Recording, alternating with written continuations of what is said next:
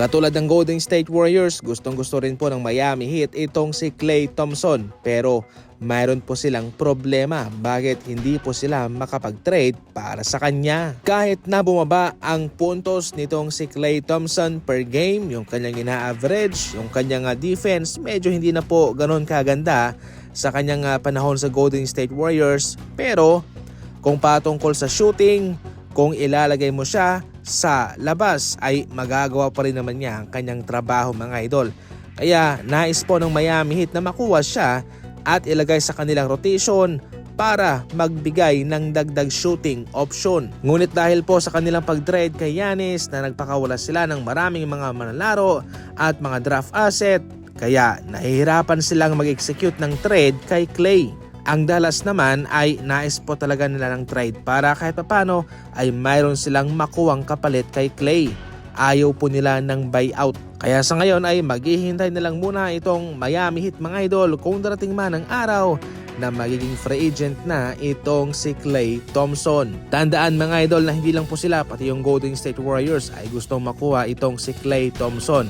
Kaya kung gayon man nga ay nasa kay Klay ang desisyon kung sino sa dalawa yung kanyang pipiliin, ang Miami Heat ba o yung kanyang mother team na Golden State Warriors. Marami ang hindi nakakakilala sa kasama nila Rudy Gobert at Wembanyama sa larawang ito. Yung lalaki na nasa kaliwa ay si Maxime Renaud mga idol.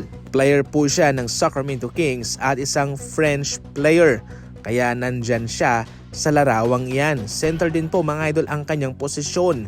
Sa ngayon siya ay nasa Kings at noong nagdang season siya ay nag-average ng 12 points, 7 rebounds and 1 assist per game. Hindi rin po basta-basta ang player na ito. Mataas din po ito at halimaw sa ilalim, sumasalaksak, nagdadunk. Noong na-injured si Domantas Sabonis mga idol, siya mismo ang pumalit sa starting lineup at hindi niya binigo ang kanyang kupunan. Siya ang nanguna sa Sacramento Kings sa rebounding mga idol bilang kauna-unahang second round pick sa kanilang history na maka-average ng 12 points and 7 rebounds habang sumushoot ng nasa 55% na shooting sa field bilang isang rookie at nakapasok din po siya sa NBA All-Rookie Second Team.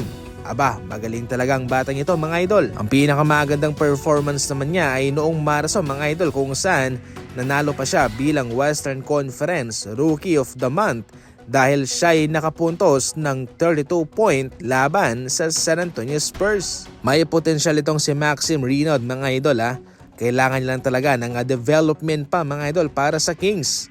At dahil nga ho siya yung second backup para kay Domantas Sabonis, aba tsak na nasa magandang kupunan itong si Maxime.